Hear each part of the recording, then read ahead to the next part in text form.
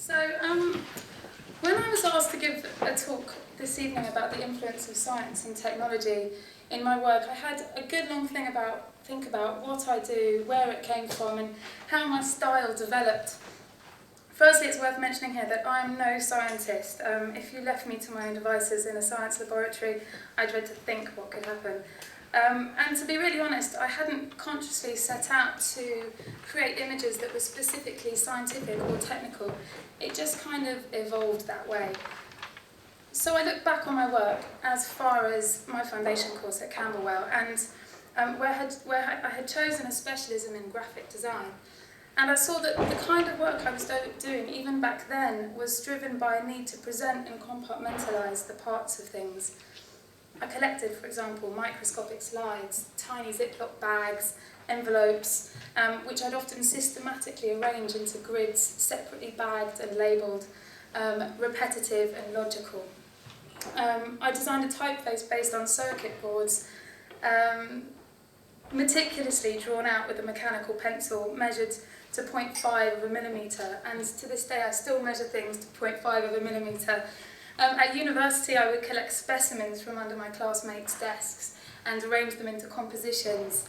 I once emptied the contents of 40 illustrators' bags and laid out the whole contents in order of size. There was a guy that actually had eaten an entire bag of pistachio nuts and thrown all the shells back into his bag, and I delighted in laying every single half shell out one by one next to each other. Painstaking. There was always a real seriousness and sense of control to my work back then. It was graphic, monotone, slick, diagrammatic, minimal. I was like a magpie for shiny, glossy things. My work has changed a lot since then, quite dramatically, but there are still key themes that started long ago that I continue to explore today. A real enjoyment of the aesthetics of science. I collected glassware, microscopic slides, the instruments, looked at diagrams, being minimal and measured. I enjoy negative space, and I have a kind of instinctive desire to isolate objects within that space.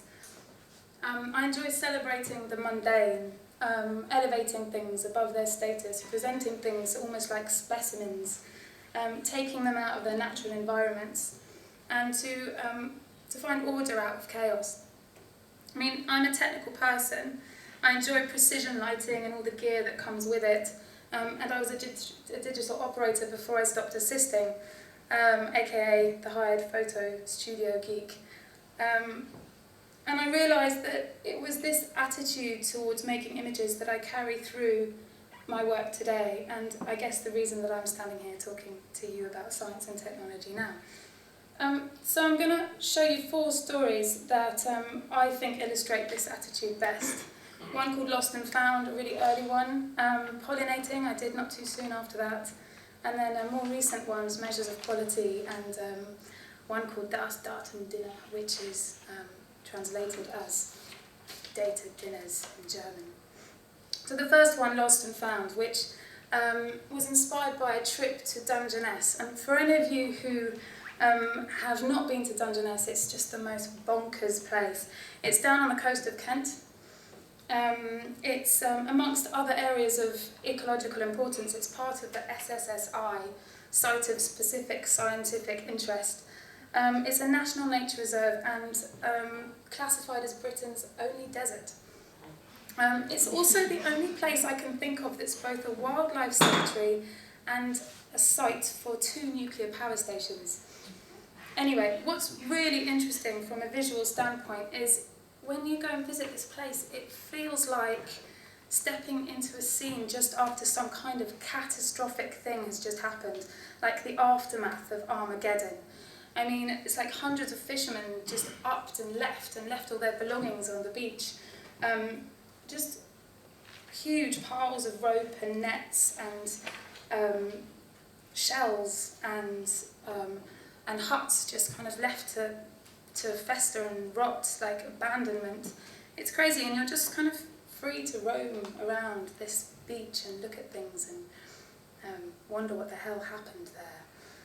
So I decided that I wanted to make a series of images to celebrate some of these discarded and forgotten things and take them away from their natural environment, give them a new lease of life and reinvent them. So I called my studio pal, Anna Lomax, set designer, and told her about this idea, and she was up for it. So we drove down armed with one pair of marigolds between the two of us, and and we raided this beach, loaded up my car, took all the stuff back to the studio and laid everything out, and spent the next couple of days just playing with them, seeking strange juxtapositions between these collected objects, and thinking at how we can display them with some of the more clean, colourful, shiny things that we had in our studio, and what we could make to add to these compositions. And this is the sort of thing that came out of those explorations. A series of images that were just really very ordered and quite clinical, but at the same time quite fun and playful. And I think what's so interesting about this project for me was that it was the first still life shoot that I'd ever really done like this. I was a portrait photographer before this story, and I just wanted to try something different. It was also the first time I'd worked with Anna Lomax, and we are just so different as two creatives. I graduated with her, and we sat next to each other at university, and my desk was totally clean and her desk was totally crazy, and it would always spill over into my desk, and I'd always get pissed off with her. And I mean, like, where the work that I was doing was just super minimal and graphic and slick and technical with a sense of discipline and balance. Anna's, on the other end of the spectrum, was just kitsch, pop, multicoloured, and especially back then, QVC meets Chat Magazine meets Pat Butcher on speed. It's ridiculous. So this project really marks the meeting of two worlds, which I think, was just a really nice place to be, where sort of silliness was injected into scientific nerdiness. And it marked the first of many projects to come. The second project that I'm going to talk about, it's called Pollinating, and it's a project that I did with the set designer Gemma Tickle, who just moved into my studio last year, or the studio above me, and we decided to experiment and just do a little project together before Christmas and see what happened. And our lack of budget basically encouraged us to set a challenge of trying to find something that was ultimately super cheap, man-made, throwaway, and see if we can kind of elevate the status of it so that it could be seen as something beautiful and luxurious. To find a place where kind of nature meets mass production. The title itself was just a play on the meeting point between something natural and something man-made. So in order for me to try to make these things look beautiful and luxurious, I had to kind of think about how to shoot it in such a way. So we shot it on glass. I lit it from behind frost so that it gave it a sense of, sorry, I'm not moving through the images at all, am I? So that it made it look almost like a kind of X-ray, transparent silhouettes. The next project I'm going to talk about, it's called Measures of Quality, and it's currently in this issue of, I'm not supposed to show you that yet. Currently in this issue of the Gourmand, and I shot this with the illustrator Jamie Julian Brown.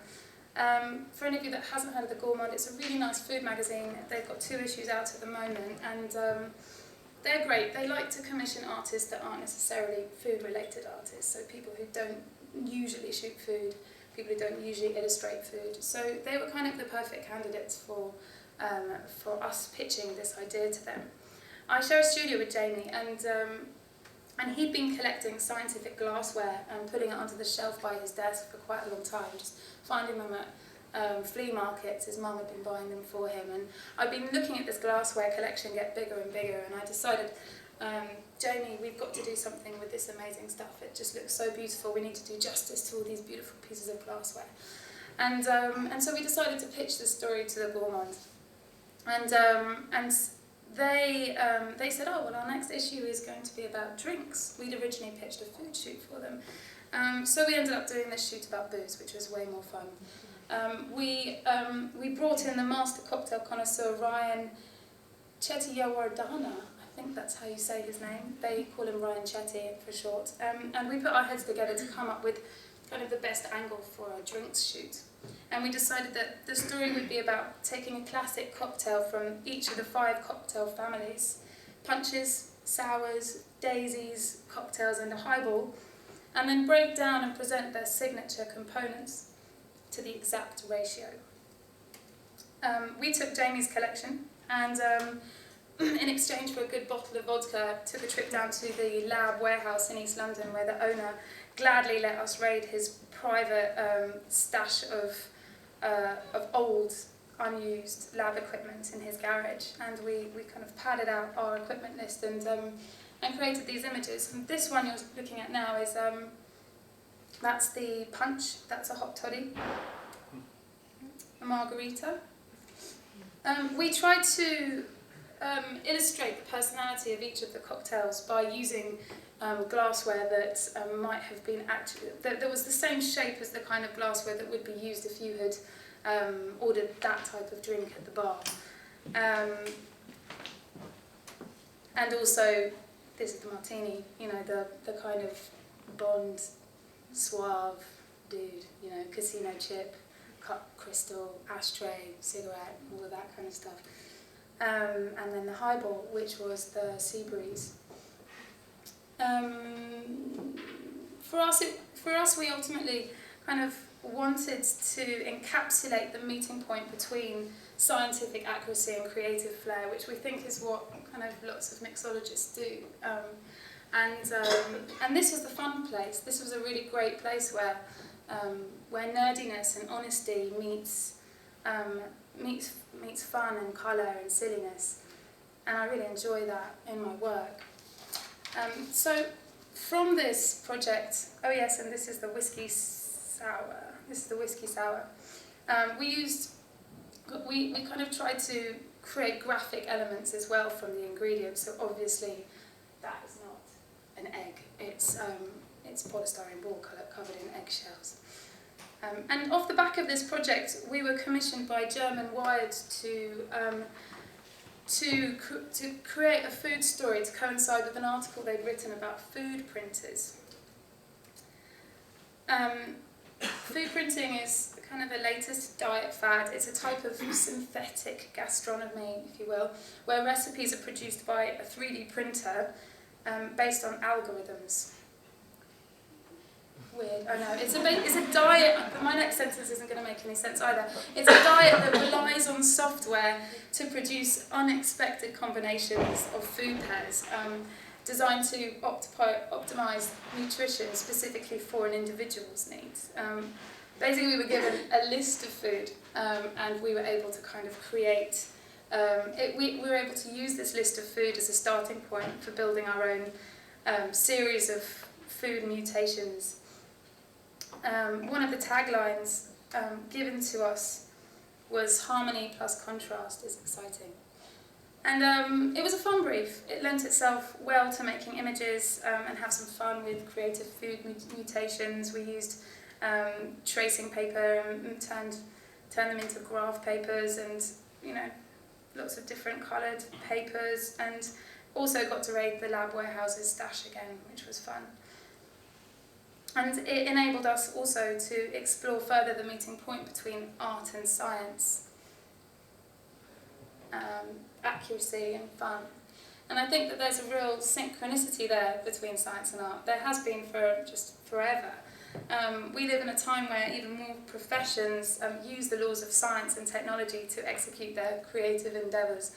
Heston Blumenthal, perhaps, Ryan Chetty, various product designers. And personally, the influence of science gives me a control and restraint, and what's happened over the years is I've kind of learnt to have some fun within that control and restraint, to bring it somewhere new and not be so serious about it.